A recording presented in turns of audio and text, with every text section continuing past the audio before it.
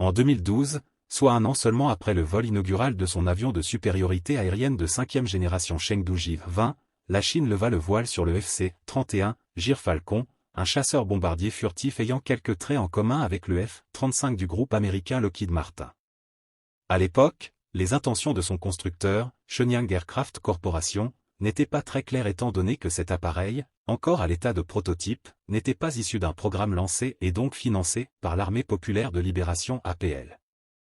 Il fallut attendre quelques années pour avoir quelques précisions. Depuis le début, nous avons prévu d'utiliser le FC-31 pour mettre fin à la domination des avions de combat de 5e génération de certains pays étrangers. Une de ces versions sera spécifiquement conçue pour l'exportation, avait ainsi déclaré Li Yue, alors directeur général adjoint du groupe AVIC, la maison mère de Shenyang Aircraft Corporation, en novembre 2014. En clair, il s'agissait de développer un concurrent au F-35 américain.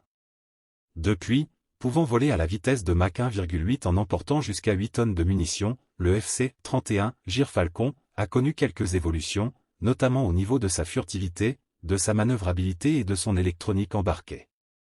Puis, il a servi de point de départ au développement du FC-35, le futur chasseur-bombardier embarqué de l'aviation navale chinoise. Cependant, aucune commande à l'exportation n'a été encore officiellement confirmée. Du moins était-ce le cas jusqu'à présent.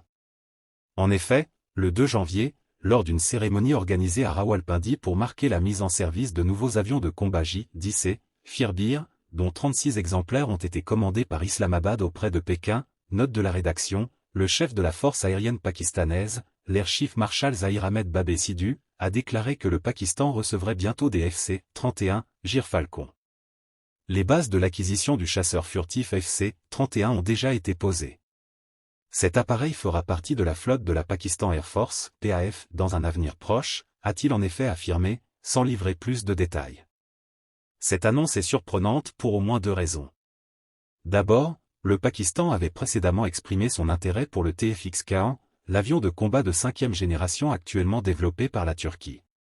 À noter que cet appareil aurait dû effectuer son vol inaugural le 27 décembre dernier. Ce qui n'a finalement pas pu se faire. En outre, aucun FC-31 de pré-série n'a été pour le moment produit par AVIC. Aussi, on peut se demander ce qu'entend le chef de la PAF par « avenir proche ». Cela étant, au regard de ses excellentes relations avec la Chine, le Pakistan a sans doute obtenu un traitement particulier pour disposer de FC-31 dans les délais les plus brefs possibles.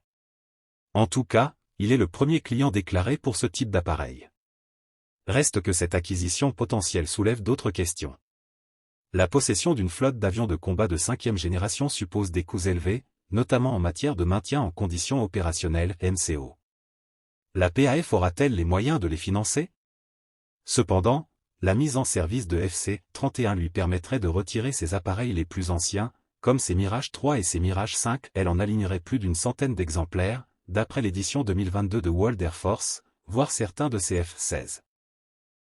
Abonnez-vous à la chaîne pour ne rater aucune vidéo.